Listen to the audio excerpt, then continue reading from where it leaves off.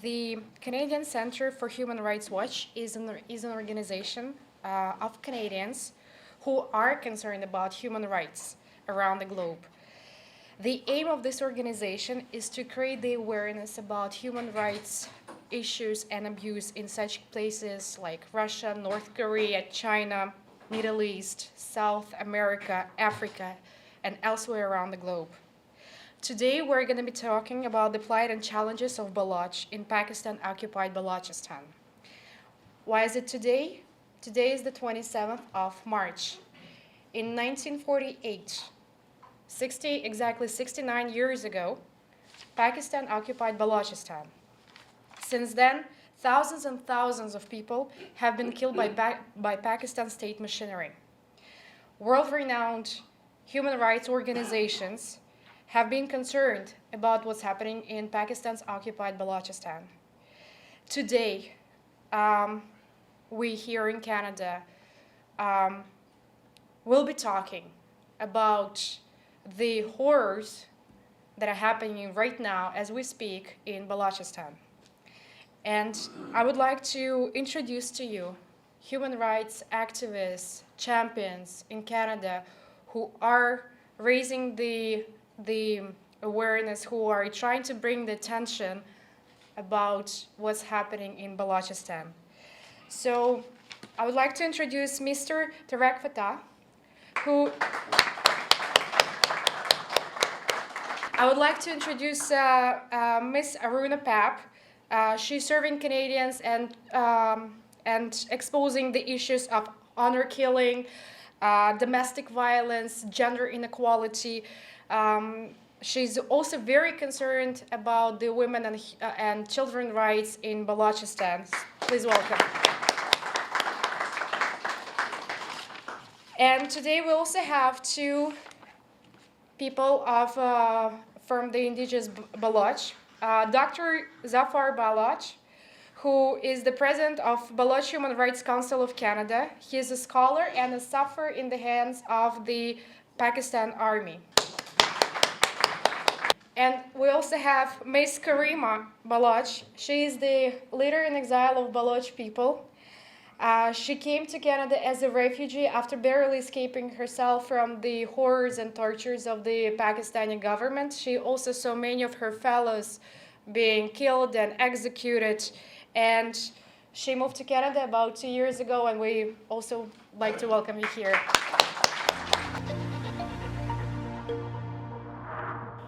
The fight for human rights in Balochistan is our fight. It is Canada's fight. It is the fight of everyone who cares about human dignity on the planet today. And secondly, I am appalled that our current government should be allowing the Immigration and Refugee Board of Canada to determine that student organizations exercising their civic rights are anything other than that. To call them terrorist organizations is scandalous. To see the status of bona fide refugees, truly persecuted people, overturned in our country breaks my heart. And we will all fight for justice in those cases. We will all fight for the protection of those persecuted in Balochistan today that Canada is able to help.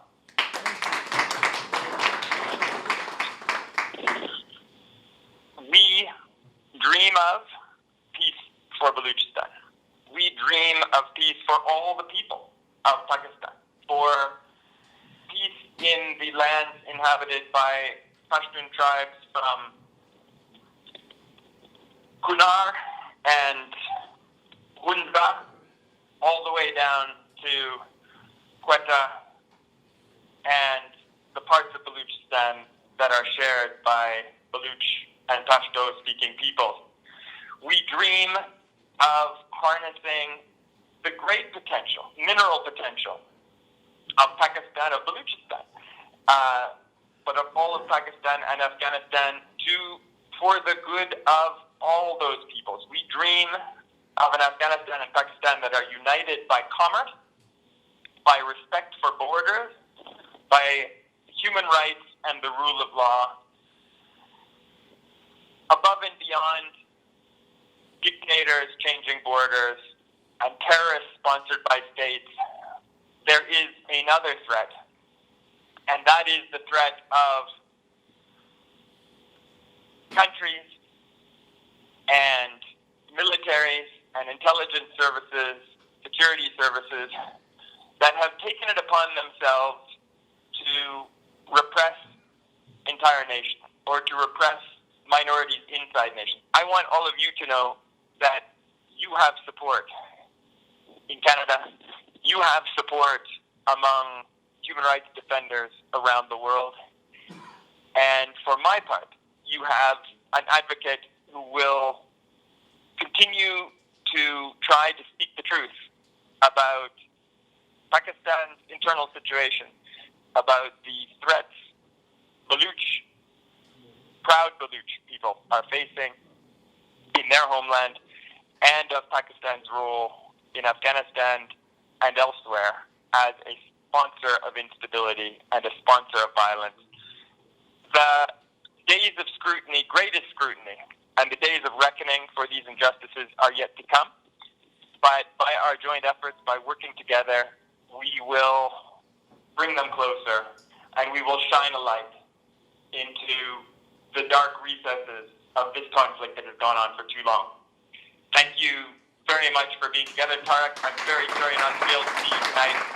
In 1947, India was amputated, its limbs were amputated, and a 10,000-year-old civilization was permanently cut off from its roots. The city of Ram's son, love, was taken away from Hindus, and Nankana was taken away from Sikhs, and Sindh was taken away from Hind. And people of that region simply shrugged their shoulders and said, who cares? जब तक दुकान चल रही है, नौकरी लगी हुई है, अपना क्या जाता है? And that mercantile mentality was directly facing the Islamo-fascist agenda that today we see in the Islamic State.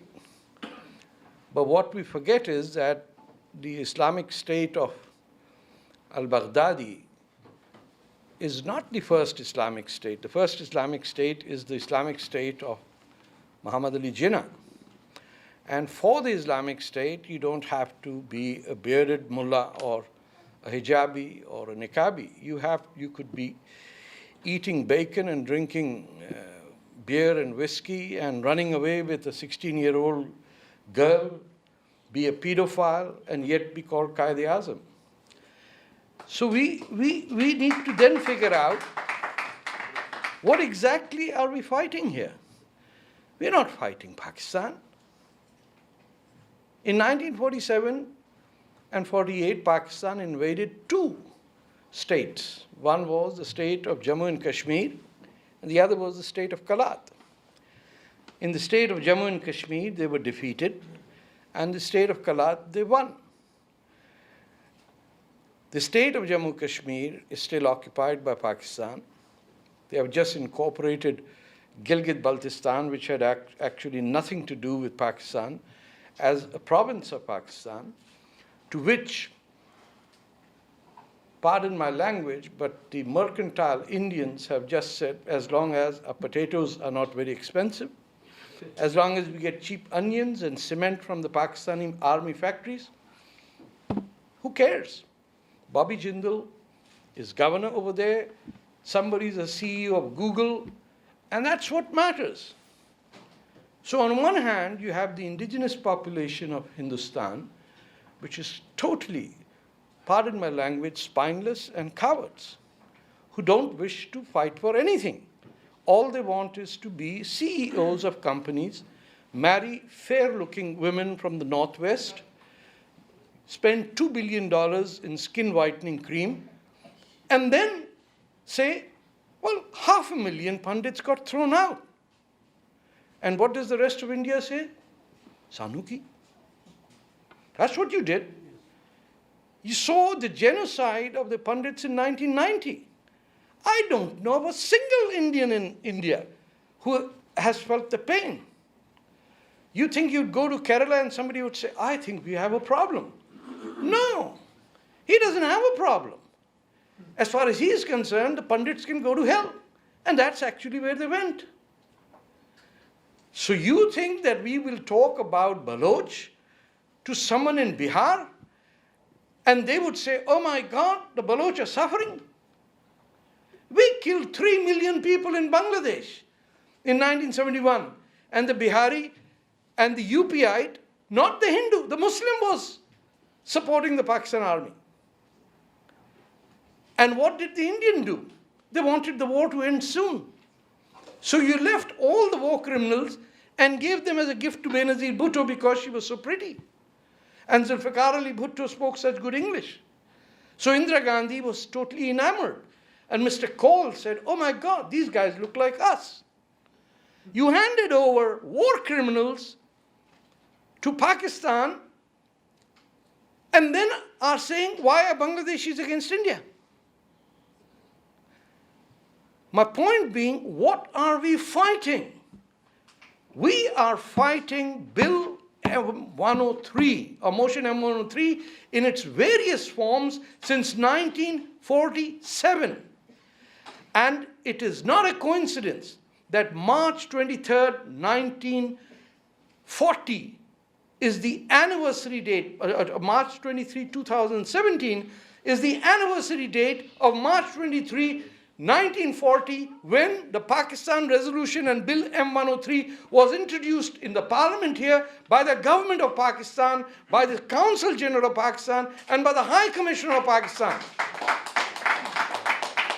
And what did the opponents do about it? Nothing.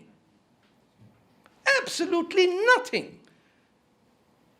Till a few days prior to that, the conservatives didn't even know what to do.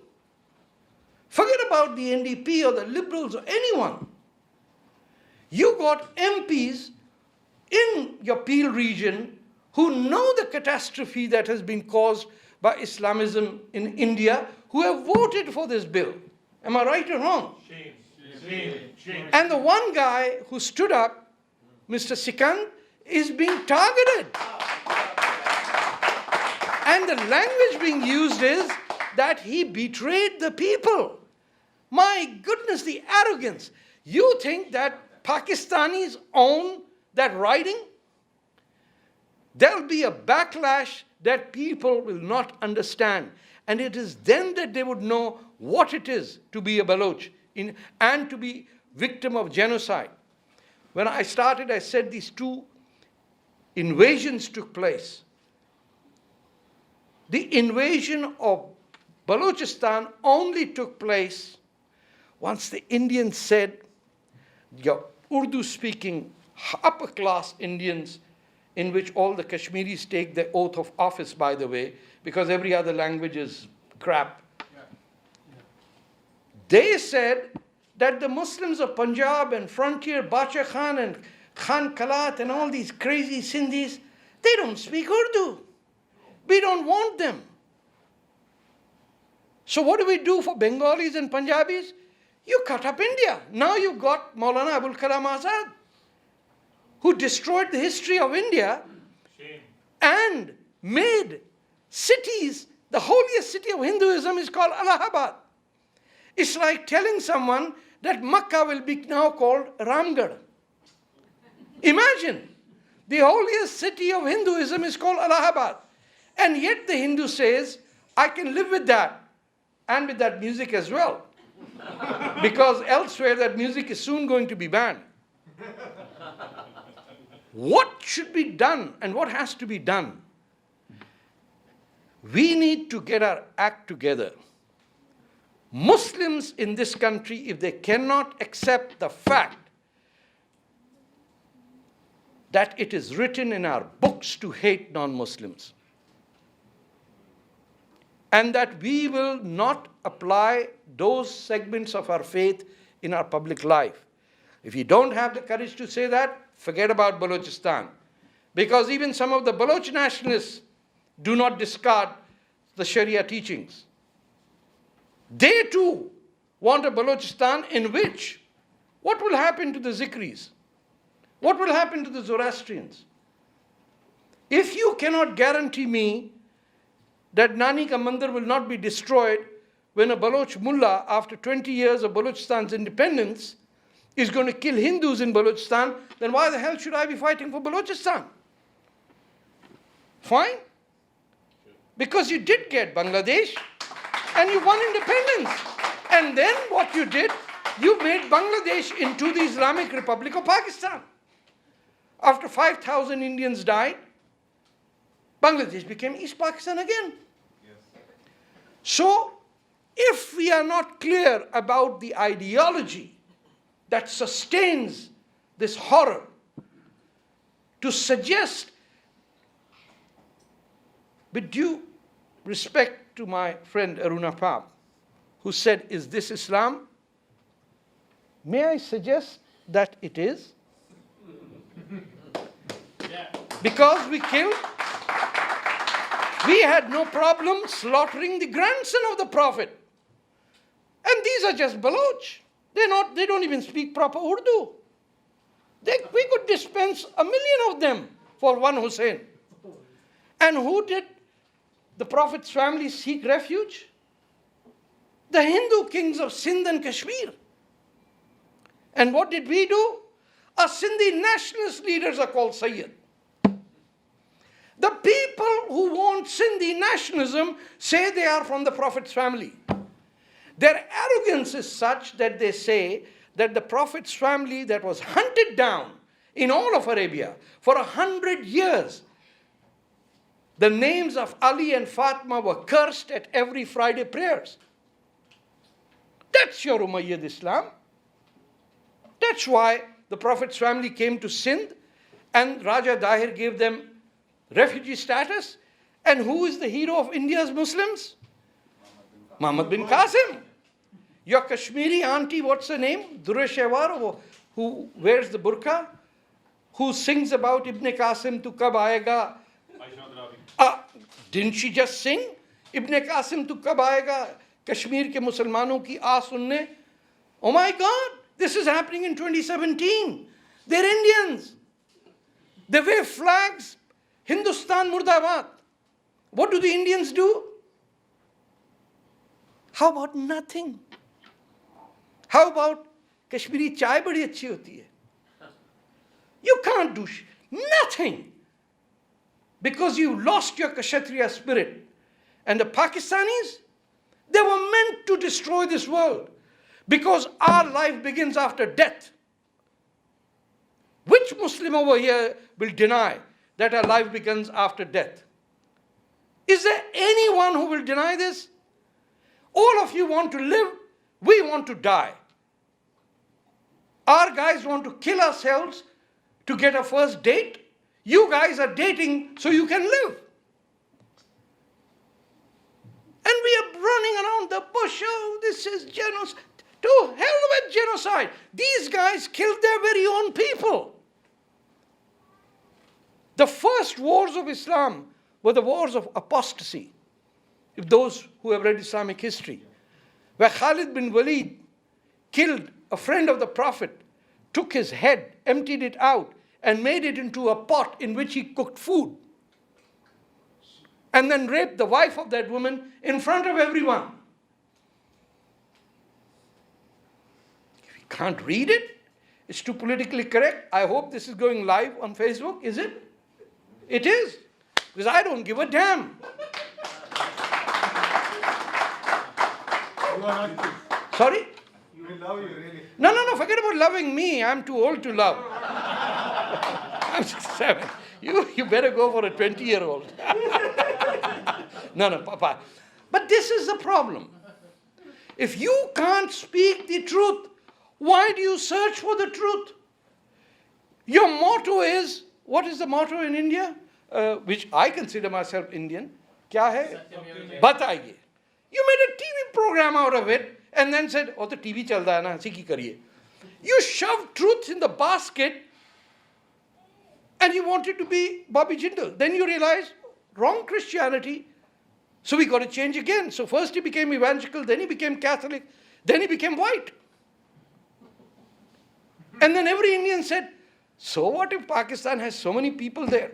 We got Google, we got Microsoft. As if they give their money to you. They treat your drivers in Delhi the same shitty way that you treat your Hindu drivers. You mistreat Indians worse than anyone. So don't talk about mistreating Baloch. When you go to Delhi and kick people around because they are of a different caste or because their color is black, what good is it to fight for Balochistan if you can't even treat a free person like a free human being? And what shocked me is that I had to go to India to find out that Muslims are of 3 categories. I never knew. There's a F-16 type, which is called the Ashrafia Musliman. Then there is a B-52, which flies lower, which is the bomber. That guy, Aswar Musliman. Then there is a third, which is called the Kameen. Razil. There is a group of Muslims whose only job is to clear shit. You can't marry that Muslim. Nowhere in Egypt, nowhere in Turkey, nowhere in Arabia, God Almighty, secular, independent republic of India's comes up with this solution. So when you gave away partition, you gave up 2 things. You lost the only Muslims who could think, that is the Bengali and the Punjabi. What were you left with? Were the people who said, we will eat cows because it pisses off Hindus. We don't eat cows in Punjab. We don't eat cows in Balochistan, Turkey, Egypt. Prophet Muhammad said, don't eat cow meat, it's poison. But the guys in UP said, but it pisses them off. We're going to eat cow. Isn't that true? Yes. So that's my point. You're fighting an ideology. You're fighting something that is grounded in a hatred of human life, not just Baloch. This Islamism hates human existence. And if you cannot get to people and talk straight and fight this out and say, I'm going to speak the truth because that's what the Vedas say. And there is a line, I think it's in the Gita, which says, Tu kareja, your right is not to expect. No. Well, it says, it is not your right to expect anything. Your right is your duty to keep doing what you do. But we're looking for the bottom line. We're looking for the Bombay Stock Exchange results. Oh, my mutual fund is going up. It's not going to go with you when you are buried underground or put on fire. Your kids are going to take it and then fight over it and then hate you for not giving you the equal share. I'm digressing because I'm old, I'm 67, I can afford to. But I want to leave you with one thought. As long as there's Pakistan, there's no peace on earth. The only way to bring peace on earth is to break up Pakistan, and the only way to do it is to fight independence of a sovereign Kalat state which accommodates British Balochistan, the Murray-Bugti areas, because we have a legal precedent. We have contractual obligations with Whitehall in which we will fight it the legal way, as well as with Dr. Ala Nazar, who is fighting the war in this winter on the hills. Azad Balochistan, Zindabad. Some of you may have heard that I have been working in Canada for about 3 decades on the issue of domestic violence, honor-based violence, and honor killings. And from time to time, I'm asked to travel to other countries to talk about the issues, and I decline because I think that I have enough to do in Canada. I am quite busy. And so when I was asked to speak tonight, I hesitated do I want to get involved in another project? And my husband, David, he said, what do you know about the women and children of Balochistan? They probably don't have a voice. I am so pleased they do have a voice. Thank you. People, when you mention Balochistan, they will say, oh, this civil war. There are conflict, internal conflicts. I made it a point after David asked me, what do you know about Balochistan, to learn about what is happening in Balochistan to women and children. There is no war in Balochistan. There is no civil war. It is genocide, to start and end. Very few people know what the definition of genocide is. Let me share the definition. It is a deliberate, systematic extension of a nation, of a race, of a culture, of a tribe. It is systematic destruction, which takes long-term planning. It doesn't just happen.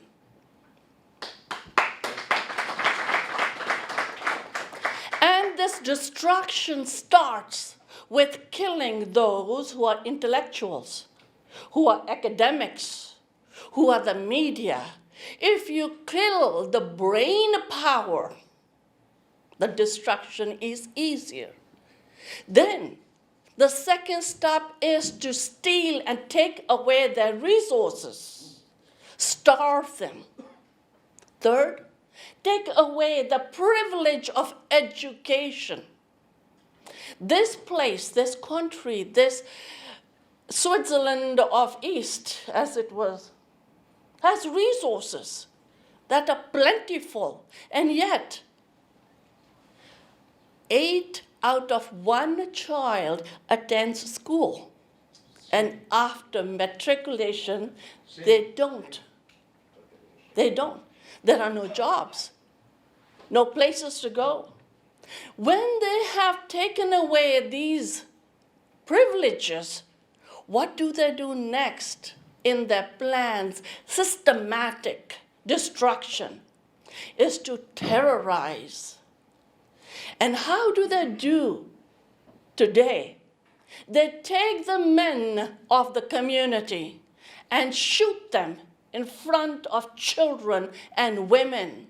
And those who stand up to the torturers, they throw them in the village from the helicopters.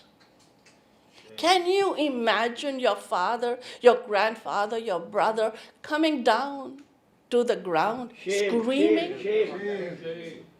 This terror. And then those who are working in the fields, trying to make a living, they wait until the crop is ready and then set it on fire. The men are hiding. There's no protection from the women and the children. They walk in. Who are they? Who are they who are destroying these people? The Pakistani army, the so-called protectors of a place, are raping women and children. Infants as young as 3, women as old as 80. And they call themselves Muslims? Is this what Islam, their Islam, is teaching them? To change, to abuse women and children? What I learned that shocked me more than anything else is why the West is silent.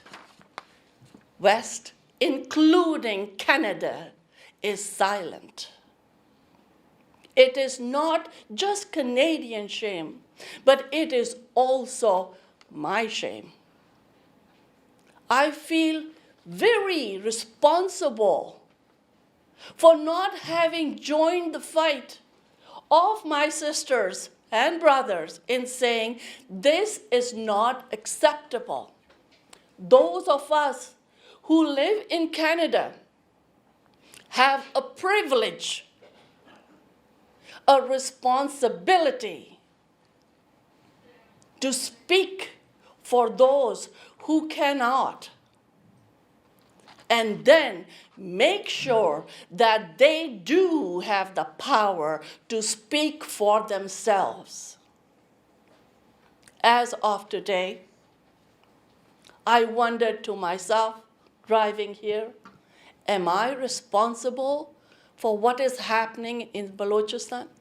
Yes. Yes, I am. Yes, I am. Because I am so busy with my little projects. I promise you today that wherever I am asked to stand up and speak for those who do not have the privilege of having their human rights, I will stand beside you. Thank you. After the Kurds, the Baloch is the second largest stateless nation of West Asia. Our history is a collection of memories of wars against subjugation. Fiercely independent, the Baloch would fight 100 years for one day of freedom. The British invasion of Kalat in 1839 established colonial rule over Balochistan for 109 years, a century of resistance and intrigues that ended on August 11, 1947, with a complete withdrawal of the British forces from Balochistan, recognizing it as an independent state. Unfortunately, this freedom lasted only 277 days, when the Pakistani armed forces captured Kalat on March 27, 1948, and declared Balochistan a part of the Muslim-majority Pakistan. Thus began a new struggle for freedom in 1948 that has lasted 69 years, with the ongoing Baloch movement that seeks complete independence from Pakistan. Plight and challenges of Baloch nation are many, but to simplify the complex nature of our less-known political struggles, we can categorize them into three areas. A, Baloch nation's legitimate right to statehood and recognition of Balochistan's independence by the international community.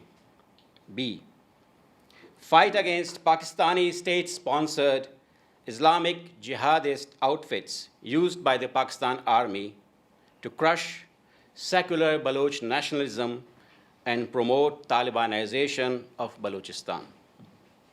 C, end to China's takeover of the deep-sea port of Gwadar in coastal Balochistan and stop China-Pakistan strategic partnership from using Balochistan as a beltway to plunder our natural resources and build up of military bases for expansionist designs. These categories of Baloch national sovereignty problems appear to be Balochistan related, but in reality they are linked with broader regional as well as international issues such as global security threats, terrorism, and political destabilization of the region for peaceful development. And most of all, one problem cannot be resolved without equally getting involved with the other two. In short, Pakistan is the epicenter of evil connected to global jihadist networks and not an ally of the West in the war against terrorism. The strategic location of Balochistan and the geopolitics of the region proved in the past to be the ground where the great game of the 19th century colonial powers was designed for control of territories, nations, and vested interests. Today, we have new players emerging in the region to gain from the exploits of the past, creating new threats to peace and security with global consequences. Balochistan today is once more at the crossroads of invading armies, militarism, and a nation subjugated to foreign dominance with the freedom struggle as the only hope of salvation from the dark forces. The West must realize that today's Balochistan is not the picturesque land of exotic tribes with medieval weapons. This Balochistan is under occupation of a brutal jihadist Pakistani army with nuclear warheads and China as its strategic partner. The traditional tribal society in Balochistan is rapidly being transformed by the Pakistani state and its sponsored jihadist death squads into a hell for the secular Baloch nationalists, where thousands have been disappeared, tortured, executed, and buried in mass graves. Internationally banned terrorist outfits such as Lashkar-e-Taiba, Jamaat-ul-Dawa, Jamaat-ul-Ahrar, Jaish-e-Mohammed, and the Islamic State, along with the Afghan Taliban, have been provided with safe sanctuaries in Balochistan by the Pakistani Army and its ISI, Inter-Services Intelligence. These terror groups operate within the Balochistan, targeting religious minorities and Baloch political activists, and also are trained for cross-terror attacks in neighboring Afghanistan, Kashmir, and India. Lawyers, journalists, teachers, students, and enlightened scholars are the prime targets of the state-sponsored terrorism. The other major concern of the secular Baloch nationalists in the Pakistani state policy is the Pakistani state policy of systematic conversion of the indigenous populace into a minority in Balochistan. Targeted areas of forced mass displacements are being witnessed in the city of Gwadar and the whole stretch of the 600 miles of the Makran coast, where local population of fishermen are being deprived of their livelihood. 70,000 original inhabitants of Gwadar are forced into selling their lands and migrating to areas where they have become IDPs living in camps. Same is true of the Bukti and Mari tribesmen who have become victims of Pakistani troops' aerial bombardments and ground operations, forced to migrate to other provinces. While the indigenous people are being driven out, Afghan refugees, people from other provinces, and families of armed forces are being settled in Balochistan. Hundreds of thousands of acres in Balochistan have been grabbed by the army to build new colonies for settlers to bring the demographic changes needed to control the region.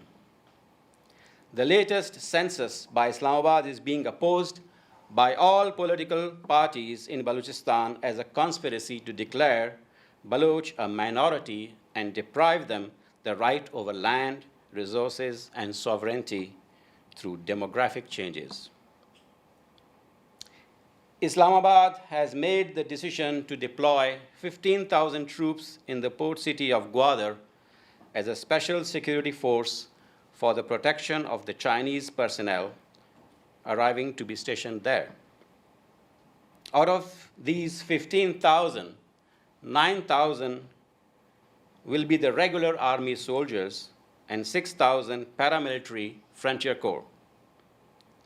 And in addition, 100,000 Chinese People Liberation Army troops will be deployed at the Djibouti military base and Gwadar for the support and protection of China's growing naval power in the Indian Ocean.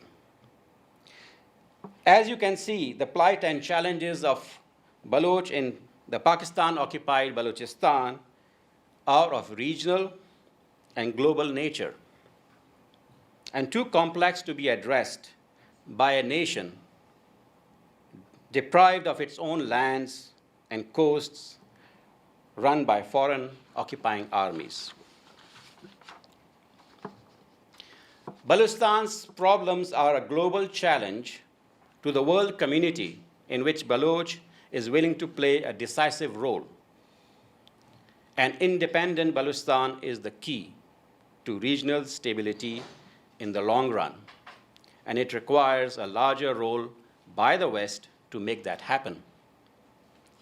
Without the active support from the West, Baloch as a people are doomed to be crushed by the two powerful nuclear-armed states, turning the Arabian Sea into a Chinese lake. Thank you. In June 1947, Britain appointed Sir Cyril Redcliffe to supervise the demarcation of Indian subcontinent. He had 5 weeks to decide the borders of India and Pakistan. After his arrival in the undivided India, he pondered for days at his darkly lit office over the possibilities of dividing the Hindus and Muslims of the subcontinent. He drew lines on blank papers, discarded them, drew them again. On the final day of the deadline, he drew other lines and presented them to the British authorities. Those lines, drawn in extreme haste, now make the borders of India and Pakistan. Parts of Balochistan were handed over to Pakistan in the demarcation process, despite the fact that Balochistan was never part of the Indian subcontinent. The remaining Baloch territory, known as the Khanate of Kalat, a sovereign state, was occupied by Pakistan this day, March 27, in 1948, 8 months after the formation of Pakistan. Britain calmly endorsed the occupation, fearing that an independent Balochistan might join the Soviet bloc. 109 years before Pakistan's occupation, the British authorities in India invaded Balochistan and killed its leader, Mir Mehrab Khan, in 1839 to secure safe passage to Afghanistan. It led to a local uprising under the leadership of Mehrab Khan's son, Mir Nasir Khan. On May 14, 1954, the British signed an agreement with Nasir Khan acknowledging the sovereignty of Balochistan. The agreement was violated by the British several times in the coming decades. In 1871, Sir Frederick Goldsmith, another British official like Redcliffe, divided Balochistan into 2 parts and gave away half of it to Iran. The Baloch ruler was not even asked about his opinion. Today, the Baloch are a stateless, suppressed people. Thanks to the irrational demarcation of the region under the colonial rule, thousands of Baloch have been executed under successive Iranian and Pakistani regime. This day, 27 March, marks the 68th anniversary of Pakistan's occupation of Balochistan. The Baloch people remember this day as one of the darkest days in their entire history.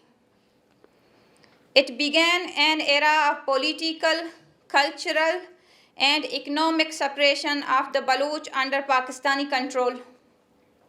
Pakistan's military establishment since Balochistan's forced amalgamation with Pakistan has always seen the Baloch people with distrust because of their struggle to restore the sovereignty of their homeland. To stifle any indigenous voice, the military has ruled Balochistan with an iron hand. Thousands of political activists are languishing in secret military detention centers, while hundreds have been killed and their bodies dumped. The Human Rights Watch and Amnesty International have declared Balochistan one of the worst victims of human rights violation. Pakistan's own Human Rights Commission of Pakistan has reported that the military establishment is sponsoring religious extremist group to radicalize Baloch society in order to counter the secular Baloch nationalist movement. These radicals, apart from religious preaching, act as unofficial army of the military in the kidnapping and killing of Baloch activists. The killings have escalated multifold in recent years as Pakistan strives to implement the China-Pakistan Economic Corridor (CPEC), a $54 billion project to connect the Baloch coast, especially the strategically located Gwadar port, with China. The Baloch coast is being vacated of the local people and has been given to the total control of China. The Baloch see the CPEC as a mega land snatching project and a conspiracy to convert the Baloch people into a minority on their own homeland. Pakistan is committing this high-handedness with the Baloch people under the nose of Western powers that once placed the Baloch at Pakistan's mercy because of their faulty demarcation of the region. The silence of the champions of human rights values has encouraged Pakistan to not only deprive the Baloch of their basic political and economic rights, but also to kill them with impunity whenever they ask for their rights. It is the moral obligation of the Western powers to help the Baloch people in their struggle for an independent Balochistan where they can live with a sense of security and dignity. They have the power and authority to do so. The lines powerful people draw on blank papers have led to the genocide of weaker people like the Baloch. The powerful people need to learn to draw better lines, ones that can save lives, ones that can lead to the freedom and prosperity of the mankind. Thank you.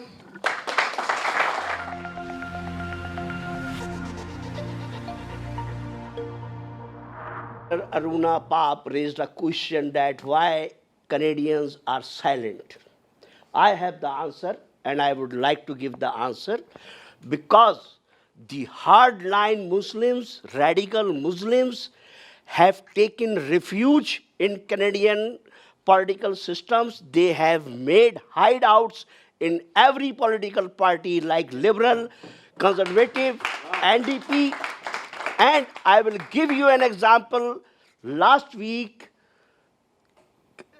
the candidate for the leadership race of Conservative Party of Canada, Michael Chon, was meeting with the Muslim community under the patronage of Consulate General of Pakistan, Imran something his name is.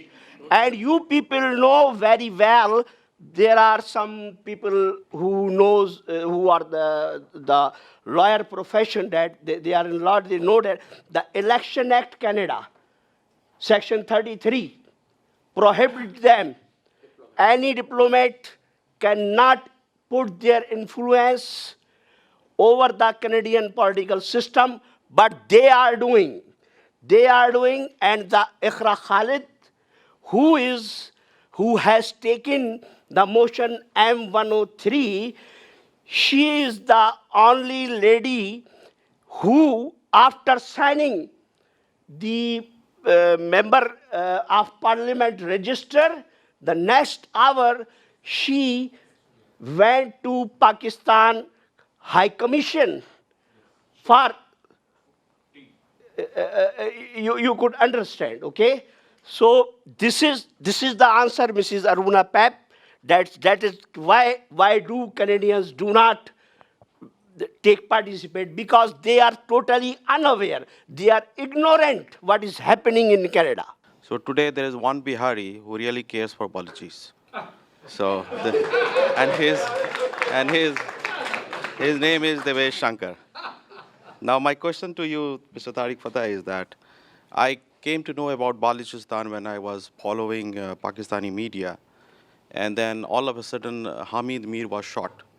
And then I got to know the background of his programs, and I found that he was doing program on missing people, right? So then he was shot. Then I went into the history of this, what is going on, and then I found this, every time there was an upsurge in the revolution or those kind of thing, Pakistani government always strike a balance and tries to win over some of the political parties with the money and whatever. They bring them on the board, they have an election, and once again it goes down, and they go to the mountain, they start fighting. Again, these all kind of political gamescape starts. So how we are going to get out of this and we get to the solution? One thing the Baloch leadership can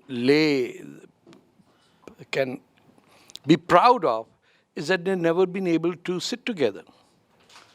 You also have to understand that it is not a largely urban society.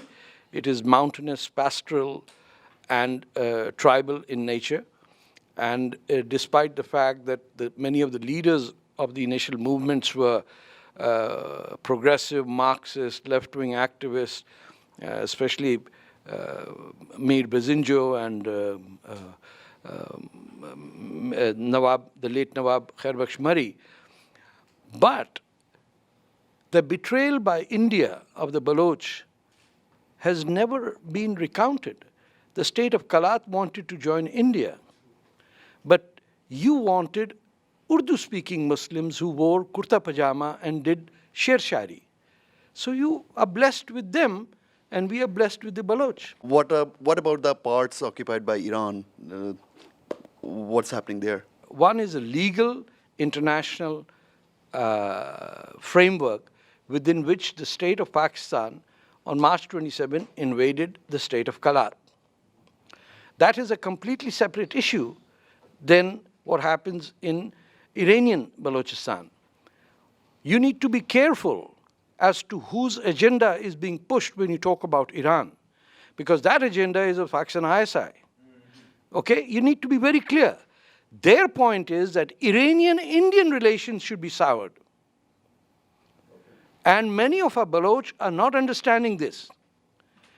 You do not have any precedent legally of claiming Iranian Balochistan, Sistan to be part of anything. That notion of a historical greater Balochistan that existed in the 1700s is never going to happen, because you can either take a fight that is legally on your side, that has law on its side, or you can take a historical notion of something like Akhand Bharat, which is also never going to happen.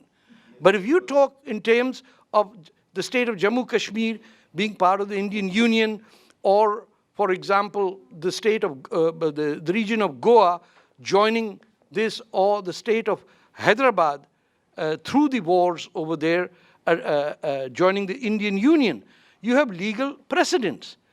You cannot have a mixture of these two. My Baloch friends might differ, but they are walking into a quagmire and a catastrophe straight into the hands of the Pakistanis by bringing Iran and Pakistan into the same, and therefore undermining what Prime Minister Modi is doing. And if you do not recognize that Modi is your only friend in the world, then you better look for Mahatma Gandhi, and he's not coming back. There are certain issues related to what's happening right now in the region, the different powers that are fighting for different things, and Balochistan is in the middle, at the crossroads of all, like we mentioned in our presentations about China and other stuff. But going back to the historic divide of Baloch as a nation, that began during the British colonial period. In 1871, the demarcation lines, the Goldsmith line was drawn, and that's how we lost the part of Balochistan to Iran. And then in 1928, it became, there was a huge military operation throughout Balochistan. But before that, there was an announcement, there was an uprising led by Dost Muhammad Barakzai.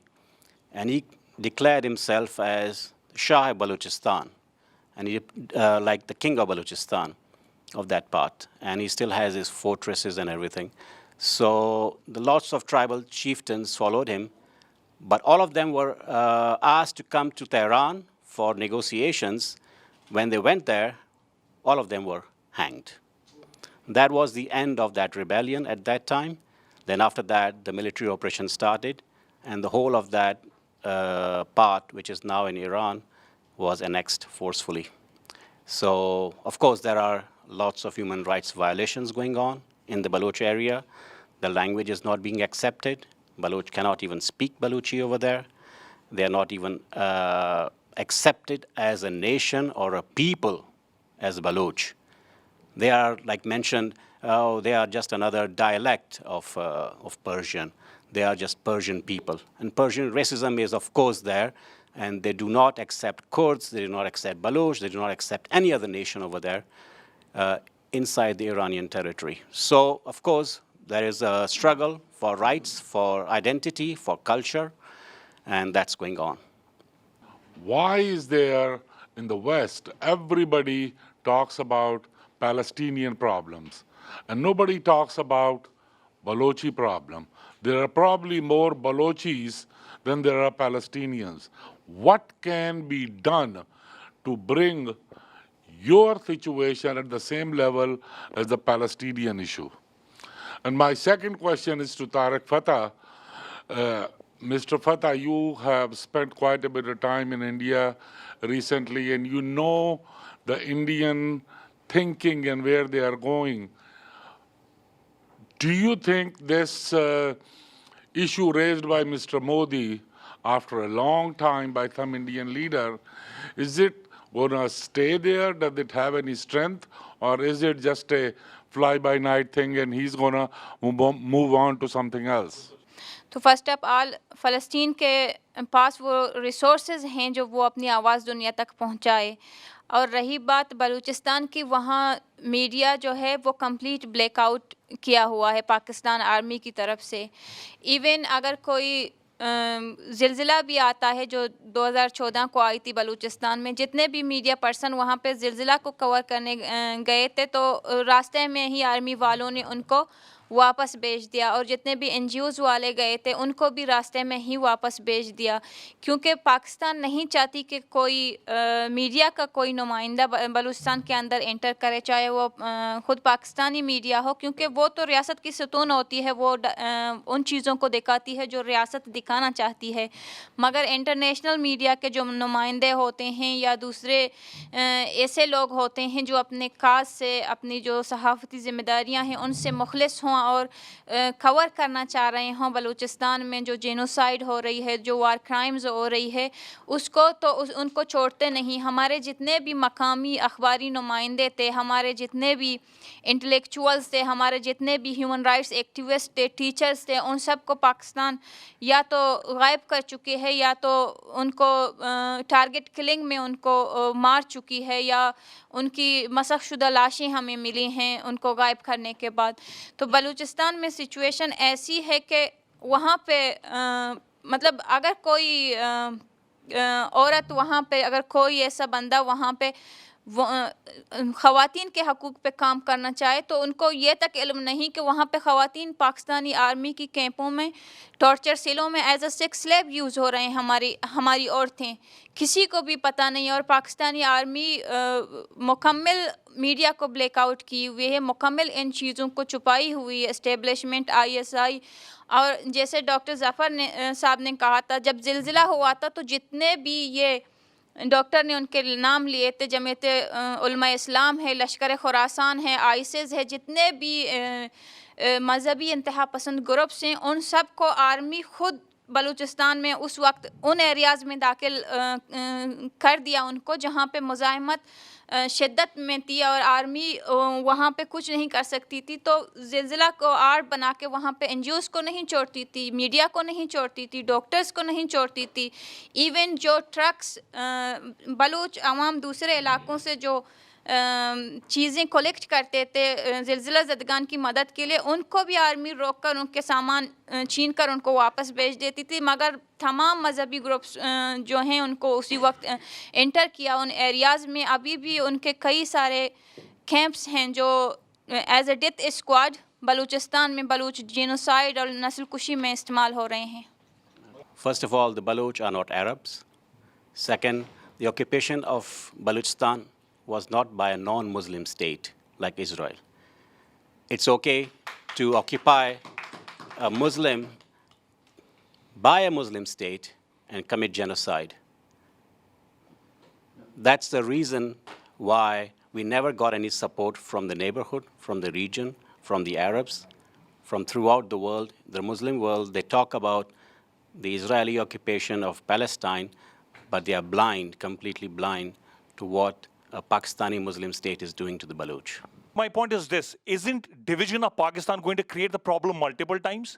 Is there a better way to basically, either call Pakistan a terrorist state?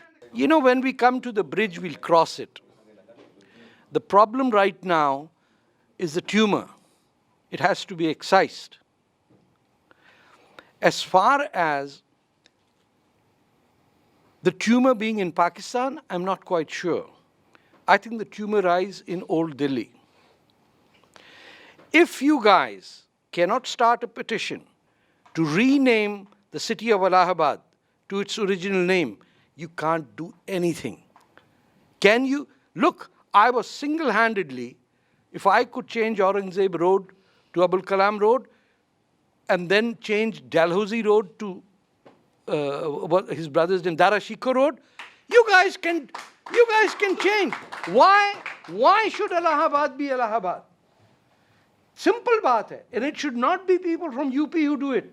Get hold of a guy from Tamil Nadu and Kerala and Orissa and Assam and say, we're not going to have this city. Number two, you're not going to accept Tughlaq Road in the middle of Delhi. You do that and you kill the serpent where it is. The serpent is not in Pakistan. Honest to God, I've never met more radical Muslims in Pakistan as there are in India. I've never. They live in democracy and they hate India to the core. And the problem is that there is a duplicity. In our side of Pakistan, we are Punjabis and Pashtuns and Sindhis. We don't know the Ganga Jamna Tehzeeb of bullshitting. Your side has a concentration of bullshitters. Everything you do is with a sher shari. We are pretend Urdu. You are Urdu. It is a language of domination and genocide. 3 million Bengalis were killed to speak Urdu. So you need to know that any time the script of your conqueror is used, it's your blood with which it is being written. Can you imagine Warsaw having a Hitler Street? And you have the highest priced real estate in all of the world on Tughlaq Road, the guy who destroyed the Kashi temple. And what do? You sit back. You had one Babri mosque, and all of India is a hostage to that. Get 10 Muslims to say Babur should never have been there. I don't care about Janam Bhoomi. I care the fact that Babur should never have been allowed to take an inch of property because he was from Uzbekistan and he died in Afghanistan. What the hell has he got to do with India? But you don't do it because you measure time, Kal Yug, 1 billion years. We Muslims, 1,000 years, enough. 1,000 years of colonial enslavement and you're not angry? And at the moment you become angry, people say he's Sangi. That's what they... What do you mean? You wiped out the temples of Kashmir, broken them. It is near Srinagar and you made them into tourist resorts? How could your temple be broken and make money out of it as a tourist resort? As a Muslim, I get angry at that. I never saw a demonstration in Lucknow. They're saying, what's the temple's name जो श्रीनगर के पास है? ना sir, वो तो अभी है. My goodness, it's shattered. The guy's name was Butchikan. Sikandar Butchikan. The guy's name is Alexander the Idol Destroyer. It's not even a Muslim name. He's got a Greek name to destroy Hindu temples, and he's a Muslim. You change Allahabad's name and Tughlaq Road, and we'll manage Pakistan. Instead of being small groups like Balochis, Kashmiris, Sindhis, what can we do as a collective force against and expose these organizations? Let me finish, sir.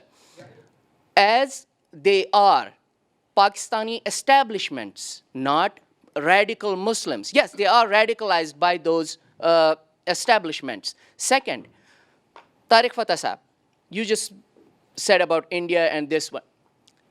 Even if we are able to manage, brainwash every Muslim in India, let's say, is that going to solve Balochistan's problem? Is that going to, how? Do you know who's forcibly converting Sindhi Hindus to Muslims? There's no Aisai. There's no in Punjabi. There's no Mahajir. These are Sindhi Hindus, Sindhi Muslims. And many of them would be nationalists. You're missing the point. After partition, it is the duty of the Indian Muslim, an Indian Muslim being from Bangladesh right up to Balochistan, that Ghazwa Hind has to happen. You show me one Muslim who's against Ghazwa Hind, and then we'll talk. It will never happen. Oh, it didn't. Pakistan, you think Pakistan came from the skies? No. Then how did it get created? When do you think you'll have a movement which is kind of similar to, I don't know, I mean, Congress during India's independence, or something which has structure, something which has weightage, and it's not like 7 different entities speaking on different lines? Because when you're looking for funding and other things, what matters is a unified presence. So when do you think that leadership will emerge? We have not brought this education to the forefront, is my experience, okay? From talking to the churches and traveling around Canada, we have not done that. And in a meeting of NGOs, I said, what kind of attention do we need to bring to the media? The mainstream media does not want to listen to us because they are all politically correct. So if I put gasoline on myself and set myself on fire in front of Parliament, right, I would get attention. I don't think M103 is that important, but you know what I mean? That kind of attention is missing. How many of us here are willing to pitch a tent in front of Parliament and go on hunger strike? That would bring attention, right? If one man can shake 1.25 billion people of India, if one man can turn that civilization on its head, how many of you are here? Why are we so desperate that nobody's listening to us? We have a role model of what can be done. So I'm a fan, I'm a student, I'm a disciple of what this man is saying we need to do. Unless there is a movement asking for a ban on the Muslim Brotherhood or declaring it as a terrorist organization, you can't do anything. But look at the United States of America. 92%, I can understand 92% of Pakistanis voting for Clinton. But when 92% of Indian non-Muslims voted for Clinton just for the H-1 visa, it tells me you don't give a damn about anything except your personal profits. You voted for someone who was anti-India, anti-Hindu, everything, and whose assistant secretary of state was bought for $1 million and then fired because they couldn't charge her because the files from the State Department in her hotel room ended up in Islamabad. And yet the entire Indian elite Republican Guard of the San Francisco techie netties, and by the way, every time a Pakistani does something, who gets beaten up? An Indian. Well, Sikh, the destiny is to get beaten up. Every time they look like Osama bin Laden, I don't look like one. That's your damn problem. But you are not involved in anything. Every university, every White House has a Pakistani in it. Here, what did your guys do? You have every high school with a Muslim Brotherhood, MSA. Okay? Every non-Muslim South Asian is telling his dad, Dad, you're an Islamophobe. It's not Muslims who are saying that. It is your children who are telling you that you're racist. It's your failure. Because you're feeding your pappus, even by they're 12 years old, you keep feeding them. Mela pappu, mela pappu. They grow up to be pappus. They have no political savvy. The Pakistani is born to destroy this world. His mother tells him, Mera beta shaheed hoga. Aapka maa kehti mera beta CEO hoga. Guess who's going to win? Whenever a lawyer and a hoodlum fight, when did you hear of a lawyer winning the punch fight? Hoodlum. Hoodlum wins. Hoodlum, we are hoodlums. Hoodlums are us. So your children have been brainwashed by our children into believing that you are racist and the mullahs are so sexy. That's it. Anytime somebody is wearing a hijab, 50 or 60 white women suddenly drop dead and get teary-eyed. And I've seen videos of women dropping down to imitate the praying of Muslim women on main streets. Hijab day. Kissing hands. Hijab day. It touched me. What? Since when did your ears become sexual organs? They're not emotional. They're savvy. They're savvy. They're doing temporary marriages now on campus. And 10 years ago, you always had to have a black man in a constituency office. Now, you need a hijabi woman. You cannot have a non-hijabi woman. No Indian non-Muslim woman works at any office.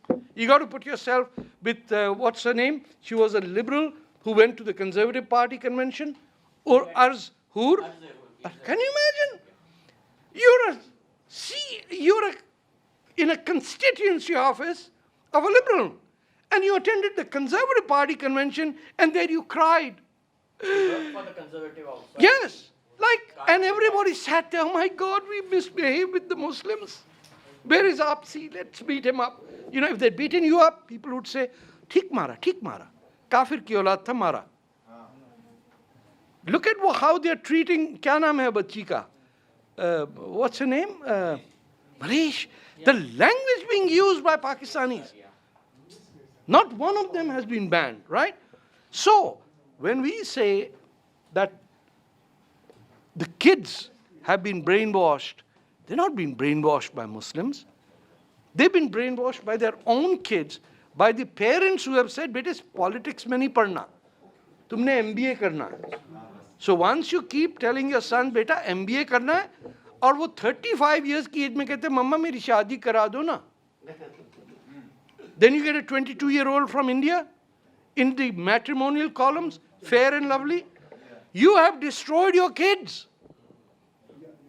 And the Pakistanis have made soldiers out of them.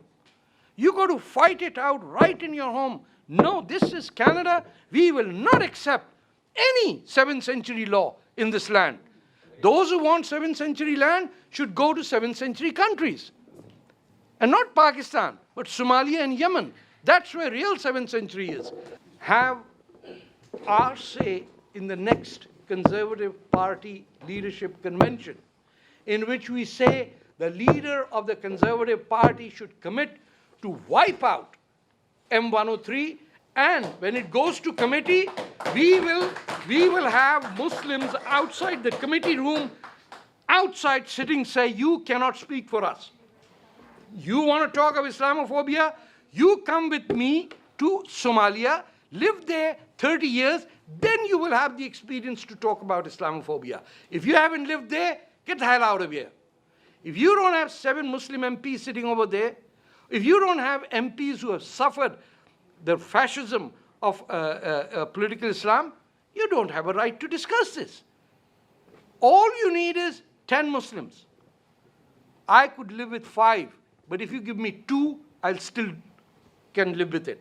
But we can't find them because even today, some of our bravest lions refuse to come. क्योंकि गर्मियों की छुट्टी में मर ही जाते हैं ना तो वीज़ा नहीं मिलेगा. You know the people I'm talking about. They didn't want to be seen here because there would be ISI. यार ISI वाला जो यहाँ है भैया, जान छोड़ो हमारी. If you cannot get politicized outside seminars, stop giving speeches, do some action, then we are finished. And this country is gone. Because England is sinking. It is sinking. And if French don't elect Le Pen, you're dead. You're lucky you got that president of America. People say he's crazy. Thank God he's crazy. We're fighting crazy people. The young teenage girls who are growing up in Pakistani community who don't want to be forced into marriage, who don't want to have 8 children, who don't want to have 10 children, and they reach out to us and say we need the shelters for women are packed. There's no place to put them. I cannot find 10 families in the Pakistani community or Indian community to place these women, with this girl. Nobody. Okay? Send one to me. Honest to God. I know. So what happens is when we put them in shelter or we put them in white communities or families, then they are going to be killed because they have lived with other men. They have lived with on all kinds of things. So we have no choice but to put them back, leave them where they are.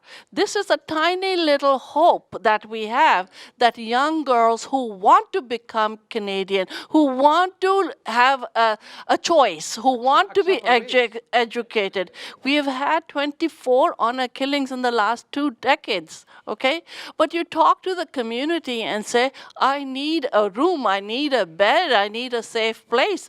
Nobody will take them. So when we talk about action and we talk about our community, we can't keep a child safe, you know? So that is our shame. A very important question that you raised was Baloch unity, the unity of the Baloch political organizations and the leaders. Because without that, we are, you pointed out rightly that we are doomed. We need a structure, we need a setup where the Baloch leadership should unite, and then only the masses, the people of Balochistan, can follow that. And right now, that's exactly what the people of Balochistan are demanding from their leaders. People of Balochistan are united, and they want the leaders to be united and come on one platform, an alliance. To explain why this has not happened, I would like to go back a little bit because there is, like Tariq mentioned, that Balochistan is a tribal society. It's not anymore a traditional tribal society as the Baloch traditional tribes existed centuries ago. It's a different kind of tribal society which was inherited by the British called the Sandaman Sardari system. And Pakistan is exploiting it. And where the Sardars are no more tribal elders, but they are feudal lords. And they are bought very easily. So that's, aside from the few tribal chiefs, like Nawab Khair Bakhsh Maris, Akbar Khan Bukti, Ataullah Mengal, few of them, the rest of the tribal chieftains were bought by the British before and then later on by the Pakistani establishment. So these are one of the few things where a tribal setup is a huge hindrance in forming a Congress-like political party because that society is in Balochistan is a tribal one. So this is one of the obstacles that we have. But aside from that, Balochistan's political movements, and especially the youth organizations, have done a tremendous job.